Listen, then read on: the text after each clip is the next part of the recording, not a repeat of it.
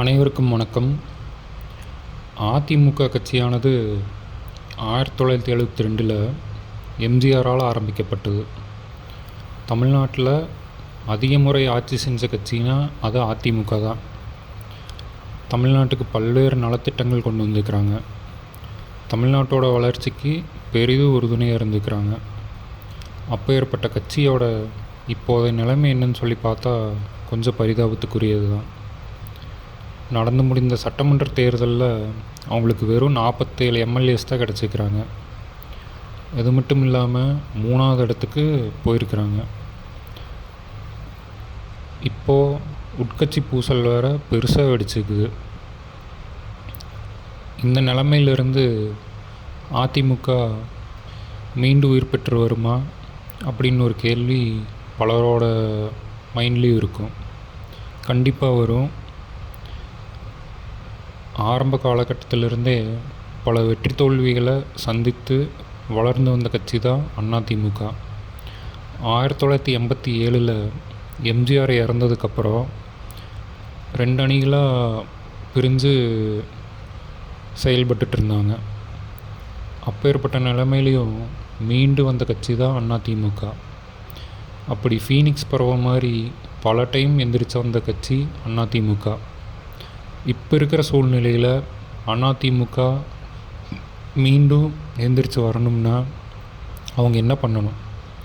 அதுக்கு ஒரு 6 முக்கியமான பாயிண்ட்ஸ் இருக்குது. அது என்னென்னு சொல்லி இந்த வீடியோவில் நம்ம பார்க்கலாம். ஃபஸ்ட்டு பாயிண்ட் என்னென்னா ஒன்லி பவர் சென்டர். அதிமுகவோட லீடர்ஷிப்னால் அது எடப்பாடி பழனிசாமி தான் அப்படின்னு சொல்லிட்டு தமிழ்நாட்டில் இருக்கிற எல்லா மக்களோட மனசுலேயும் ஆழமாக பதிஞ்சிருக்குது. அப்போது ஏடிஎம்கேவோட பவர் எல்லாமே இப்போது எடப்பாடி அவரோட கைக்கு போகணும். அவர் சொல்கிறது தான் சட்டம். அவர் என்ன சொல்கிறாரோ அதை கேட்டு தான் எல்லாருமே நடக்கணும். அப்படி மீறி யாராவது ஏதாவது செஞ்சாங்கன்னா தயவுதாட்சியம் பார்க்காம கட்சியை விட்டு நீக்கணும். சிம்பிளாக சொல்லணும்னா ஒன்லி பவர் சென்டர் அது எடப்பாடி பழனிசாமி தான் அப்படிங்கிற நிலைமைக்கு அதிமுக வரணும். 2வது பாயிண்ட் என்னென்னா நிறையா இளைஞர்களுக்கு கட்சி வாய்ப்பு தரணும். நான் ஏன் இதை சொல்கிறேன்னா, ஒரு மீடியா இருந்துட்டு அதிமுக எம்எல்ஏஸோட ஃபோட்டோஸை போட்டு அதிமுக ஒரு முதியோர் இல்லமாக மாறிட்டு வருது அப்படின்னு சொல்லி நியூஸ் போட்டிருந்தாங்க. அது சொல்லப்போனால் ஓரளவுக்கு உண்மை தான். என்னென்னா ஏடிஎம்கேல இருக்கிற ஃபேஸஸ் எல்லாமே ஓரளவுக்கு எபோவ் 50-60 அந்த மாதிரி தான் இருக்கிறாங்க. இப்படி இருக்கிற நிலமையில் அவங்க கட்சியிலேயே இருக்கிற யங்ஸ்டர்ஸ் அவங்களுக்கு பொறுப்பு கொடுத்து இல்லை எலெக்ஷனில் கண்டெஸ்ட் பண்ணுறதுக்கு சான்ஸ் கொடுத்து அவங்க அந்த வாய்ப்பை அமைச்சு கொடுத்தாங்கன்னா கண்டிப்பாக அதிமுகவுக்கு ஒரு ப்ளஸ்ஸாக தான் அமையும். நிறைய யங்ஸ்டர்ஸ் ஏதாவது சாதிக்கணும், அரசியலுக்கு ஏதாவது செய்யணும். அவங்களுக்கு பார்த்திங்கன்னா ஒரு சாதாரண பேக்ரவுண்டில் தான் இருப்பாங்க. அப்படி இருக்கிறவங்களுக்கு சான்ஸ் கொடுத்தா அதிமுகவுக்கு பெரிய ப்ளஸ்ஸாக அமையும். இப்போ தாவேக்காவே பார்த்திங்கன்னா அவங்க கட்சி பொறுப்பில் இருக்கிறவங்களாம் யாருன்னு பார்த்திங்கன்னா அதிமுகவிலிருந்தும் திமுகவிலிருந்தும் வந்தவங்க தான். அதிமுகலையும் திமுகலையும் வாய்ப்பு கிடைக்காத நிறைய பேர்த்துக்கு தான் அவங்க எம்எல்ஏ கேண்டிடேட்டாக கண்டெஸ்ட் பண்ணுறதுக்கு ஆப்ஷன் கொடுத்தாங்க. ஸோ இதை ஒரு ப்ளஸ்ஸாக மாற்றிக்கிட்டு அதிமுக புதுசாக வர இளைஞர்கள் நிறைய பேர்த்துக்கு சான்ஸ் கொடுத்தாங்கன்னா அது அவங்களுக்கு கண்டிப்பாக பெரிய ஒரு ப்ளஸ்ஸாக அமையும். ஃப்யூச்சரில் இதை பற்றி மக்கள் நல்லா பாசிட்டிவாக பேசுவாங்க. 3வது பாயிண்ட் என்னென்னா அதிமுகவோட ஐடி விங்கை பெருசாக பலப்படுத்தணும். நான் ஏன் அதை சொல்கிறேன்னா, தமிழ்நாட்டில் இருக்கிறதுலையே ஐடி விங் மோசமாக இருக்கிற கட்சினா அது அதிமுக தான்.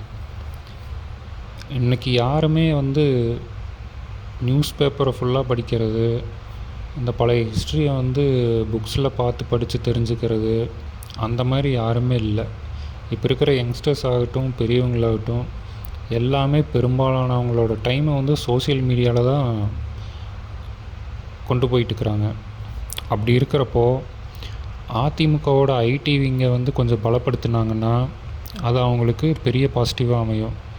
அவங்க முன்னாடி பண்ண சாதனைகள்லாம் அட்ராக்டிவான ஷார்ட்ஸ் வீடியோ எடுத்து போஸ்ட் பண்ணுறதாகட்டும், அவங்களோட கட்சிக்காரங்களே இருக்கிற யங்ஸ்டர்ஸை ஐடி விங்கை பூஸ்ட் பண்ணுறக்கு ஹெல்ப் பண்ணுறதாகட்டும், அதுக்கு காசு செலவு பண்ணல, தப்பு இல்லை. ஏன்னா நிறைய பொருளில் பார்த்திங்கன்னா விளம்பரத்துலேயே தான் ஓடிட்டுருக்குது. அப்படி இருக்கிறப்போ அவங்க கட்சி இந்த மாதிரி நல்ல விஷயங்களும் நிறைய பண்ணிக்கிறோம் அப்படின்னு சொல்லி அவங்க ஐடி விங் மூலிமா பிரபலப்படுத்தினாங்கன்னா அது கட்சிக்கு பெரிய அட்வான்டேஜாக அமையும். அதிமுக வந்து களப்பணியில் வந்து சிறந்த கட்சி தான். பட் இருந்தாலும் இந்த ஐடி விங்கில் லேக் ஆகிறது வந்து அவங்களுக்கு பெரிய ட்ராபேக்காக இருக்குது. அதை அவங்க மாற்றிக்கிட்டு ஐடி விங்கை பலப்படுத்தினாங்கன்னா கண்டிப்பாக அவங்க நினச்ச இடத்த அடைய முடியும். 4வது பாயிண்ட் என்னென்னா, ஸ்ட்ராங்கான இன்ஃப்ளூயன்ஸ் மார்க்கெட்டிங். இப்போ இருக்கிற ஊடகவியலாளர்களாகட்டும், சோசியல் மீடியா இன்ஃப்ளூயன்சர்ஸ் ஆகட்டும், அவங்கெல்லாம் வந்து ஒரு பெரிய விளம்பர தூதுவர்கள் மாதிரி. யூடியூப்பில் வந்து பாலிட்டிக்ஸ் மணிக்கணக்காக பேசுவாங்க. அப்புறம் அந்த நியூஸ் சேனல் டிபேட்ஸ்லாம் போய் அவங்களும் நிறைய பேசுவாங்க. அவங்கெல்லாம் பார்த்திங்கன்னா நடுநிலையாளர்கள் மாதிரி காமிச்சிக்குவாங்க. ஆனால் உண்மையாலுமே நம்மளுக்கு தெரியும் அவங்க வந்து ஒரு கட்சி சார்பாக தான் பேசுவாங்க. அது நிறைய பேர்த்துக்கு உங்கள் மைண்டுக்கு வந்திருக்கலாம். இப்போது அதே டாக்டிக்ஸ் வந்து அதிமுக கையில் எடுக்கணும். அவங்க ஒரு 4-5 ஊடகவியலாளர்களை வந்து கையில் வச்சுக்கணும். அப்புறம் சோசியல் மீடியா இன்ஃப்ளூயன்ஸையும் கையில் வச்சுக்கணும். அவங்கள வந்து அதிமுகவோட பாசிட்டிவ்ஸ் வந்து மக்கள் மத்தியில் எடுத்து பேசுகிற மாதிரி ஒரு மாதம் இவ்வளோ அமௌண்ட் அப்படின்னு சொல்லி பேசி வச்சுக்கணும். இது வந்து சட்டத்துக்கு புறம்பானது இல்லை தான், இருந்தாலும் அது ஒரு ஒரு ஒரு முக்கியமான ஆயுதமாக அவங்க கையில் எடுத்துக்கலாம்.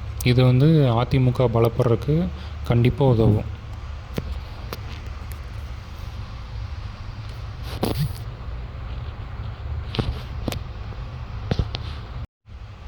அஞ்சாவது பாயிண்ட் என்னென்னா, அலையன்ஸ், அதாவது கூட்டணி. இது வந்து என்னோடய தனிப்பட்ட கருத்து தான். உங்களுக்கு மாற்று கருத்து இருந்தால் நீங்கள் வந்து கமெண்ட்ஸில் பதிவு பண்ணலாம். என்னோடய கருத்து என்னென்னா, அதிமுக வந்து தேசிய கட்சிகளோட கூட்டணி வைக்கிறத தவிர்த்துட்டு மாநில கட்சியை எந்த கட்சியினாலும் கூட்டணி இருக்கட்டும். ஆனால் நாம் தமிழர் கட்சியை வந்து எப்படியாச்சும் அதிமுக பக்கம் இணைக்க பார்க்கணும். இவங்க 2 பேரும் கூட்டணி வச்சாங்கன்னா ஃப்யூச்சரில் அது ஒரு பெரிய ப்ளஸ்ஸாக அமையும். ஏன்னா 2 பேரும் கிட்டத்தட்ட ஒரே மைண்ட் செட் இருக்கிற பார்ட்டிஸ் தான். தமிழ் பீப்புள் வந்து லீடராக இருக்கிறாங்க. அண்ட் அவங்களுக்கு தமிழ் சார்ந்த பற்று வந்து அதிகமாக இருக்கும் மற்ற கட்சிகளை கம்பேர் பண்ணுறப்போ. 2 பேருமே பார்த்திங்கன்னா எந்த ஒரு அரசியல் பின்புலமோ ஒரு திரை பிரபலமோ இல்லாமல் இருக்கிற லீடர்களை கொண்ட கட்சி. ஸோ இந்த 2ம் ஜாயின் ஆகிறப்போ பெருசாக எடுபடும். மக்களுக்கு வந்து ஒரு நம்பிக்கை வரும். இது அதிமுகவுக்கு வந்து ஒரு மிகப்பெரிய ப்ளஸ் அமையும். பார்ப்போம், அப்படி ஒரு கூட்டணி இன்கேஸ் ஃப்யூச்சரில் அமைஞ்சால் அதை பற்றி நம்ம டிஸ்கஸ் பண்ணுவோம். 6வது பாயிண்ட் என்னென்னா, ஸ்ட்ராங் அப்போசிஷன். அதாவது இப்போ இருக்கிற சட்டமன்ற எதிர்க்கட்சி வந்து திமுக தான். இருந்தாலும் திமுகவை கம்பேர் பண்ணுறப்போ இவங்க வந்து ஆளுங்கட்சியை எதிர்க்கிறதுல பயங்கரமாக ஒர்க் பண்ணாங்கன்னா அது இவங்களுக்கு பெரிய பாசிட்டிவாக அமையும். இப்போ இருக்கிற ஆளுங்கட்சி வந்து அவங்க சொன்ன வாக்குறுதியை கண்டிப்பாக நிறைவேற்றுவாங்களான்னு கேட்டால் பெரிய டவுட்டு தான். ஏன்னா இப்போ இருக்கிற நிதி நிலைமையில் அதுக்கான சாத்தியக்கூறு ரொம்ப கம்மி மாதிரி தான் தெரியுது.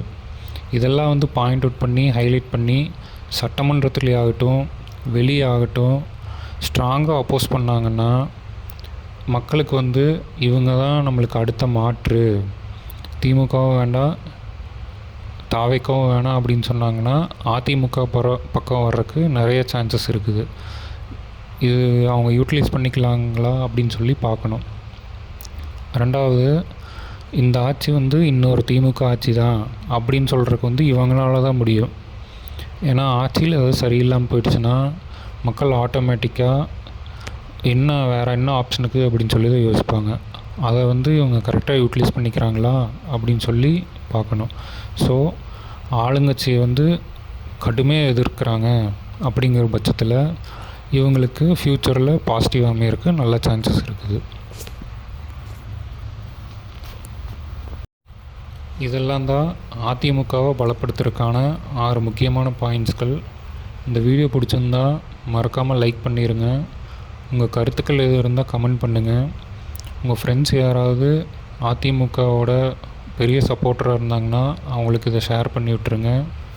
மறக்காமல் நம்ம சேனலை சப்ஸ்கிரைப் பண்ணிக்கோங்க. ரொம்ப நன்றி.